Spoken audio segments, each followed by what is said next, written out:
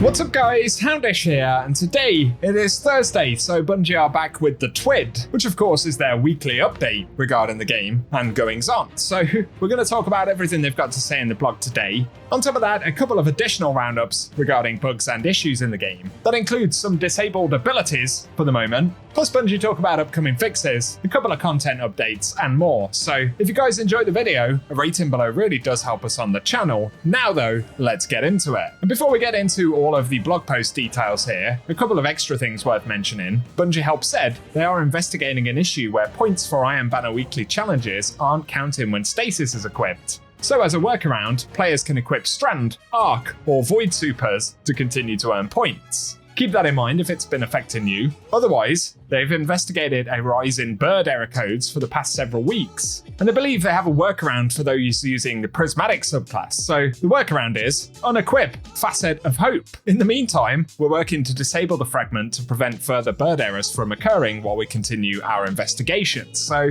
looks like Facet of Hope is playing up. Bungie suggest it's been going on for a little while. Can't say I've encountered that one, but if you're wondering why Facet of Hope isn't working, there is your answer. Hopefully they'll get it sorted soon. Otherwise, they also say they're investigating an issue where the P-Spawn sidearm from the Iron Banner can drop with static perks in columns 1 and 2. More info on that will be provided soon. And of course it adds to a list of a bunch of items that Bungie are looking to sort out in the near future, so I'll keep you posted as we get more info. Next up though, we get on to the TWID for the week. Worth mentioning, this isn't the most mind-blowing TWID of all time, I suppose, but something interesting here to start with, and they say, over the last few weeks, Guardians have discovered an interesting bug that came about with Heresy's launch, and on the back end, we shifted to a new way of creating weapons and rewards to help streamline some of the development process. While moving into this new paradigm, class lockouts for the exotic glaives and a handful of swords were mistakenly removed. We've been seeing some great celebrations of the removal of these constraints. Our first reactions were focused more towards fixing the issue, as we want to retain strong class-based fantasies within Destiny, and the removal of class locks muddies the water a bit. As an example, it's a bit weird to see a warlock or a hunter spawning a mini bubble, or seeing a titan running like a ninja. But after some discussions between team members, we've arrived at a new decision. We're going to let this ride. And they say it's a fun example of a bug becoming a feature. So essentially, at least for the existing class-specific swords in the game, and of course the exotic glaives, they are essentially no longer class-specific. Obviously, Bungie could go back to that in future with other drops, but otherwise they say here's a quick list of notes taken from the conversation.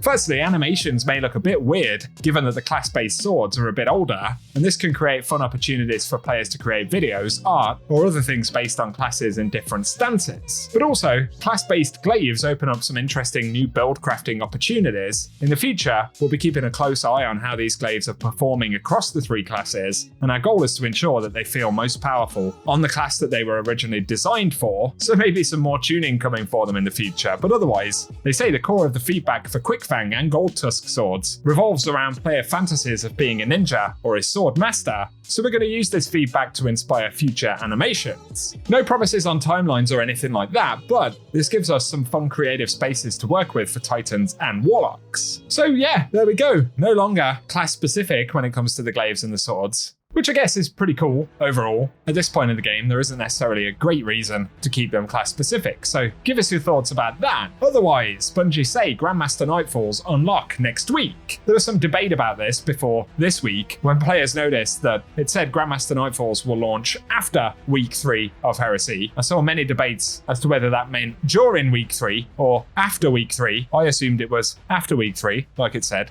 Anyway, on Tuesday, Grandmaster Nightfalls will be available, so it'll allow players to begin the journey towards the Gilded or First Time Conqueror title. And they say, remember, no Grandmaster node yet. That's coming in a few weeks, but we're sure you'll be playing a lot anyway. And next week will be the first opportunity to earn the reprised Palindrome, both the base version in regular Nightfalls or the Adept ones if you face the Grandmaster challenge. The featured Nightfall will be hyping it current with haste as a modifier, so never stop moving and bring your best overload and unstoppable weapons. Plus, don't forget the artifact has some other options that allow you to stun champions. So Palindrome coming back. I'll be 100% honest, I was hoping that we'd get the Void rocket-assisted frame sidearm first, although Palindrome does have some interesting bonuses, as we can see on the screenshot right there it does have Magnificent Howl, also Palindrome in the second slot, can get Snapshot, Rolling Storm, and Master of Arms. So a couple of perks coming from those older PvP weapons. You can see the rolls for Palindrome right here on the screen. So that's returning next week, and hopefully the week after will be for the Void Sidearm, but I guess time will tell.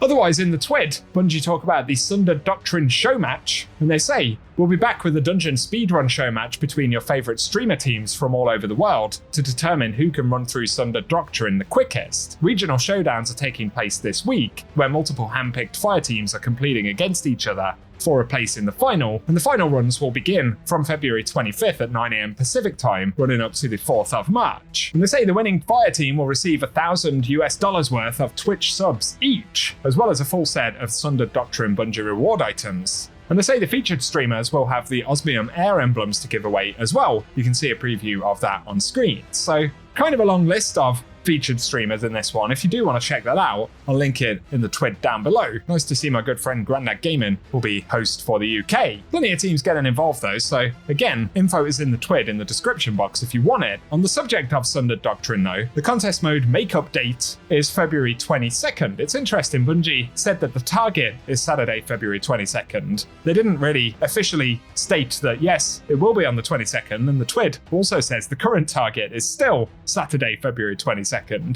So let's assume that it's 100% happening. I'm guessing that's why they actually put it into the TWID. But starting at reset time, 9 AM Pacific, February 22nd, contest mode will be re-enabled for 24 hours, and in that time, players can earn the contest mode Triumph, Emblem, and a guaranteed drop of Finality's Augur. So obviously nice for the PlayStation players who missed out on it, and in general for any players that want a second go or a first go, there'll be a 24-hour run of it available starting on Saturday, so keep that in mind. Otherwise, in the TWID, Bungie point out they fixed the Finality's Augur drop issue, so in normal versions of the dungeon, it can drop as intended. And regarding lost Curio of the 9 items, Bungie say, last Friday we resolved an issue where players could lose the Curio of the 9 if it was sent to the postmaster or stored in the vault. And while we have nothing to say regarding their purpose, we are investigating a way to return lost Curios back to players. So if you happen to have been affected by those items being lost, Bungie are looking into a fix. There's been a lot of speculation in the player base as to what exactly they're going to do, and Bungie tease they're not going to tell us just yet, so maybe it's going to be an interesting component right there, I would guess so, as we'll be earning them throughout the season. So kind of looking forward to that, but otherwise for the TWID, Bungie ask for more D2 fashion feedback, so basically on social media, players can give feedback about their interest in the following themes by using hashtag D2 fashion feedback.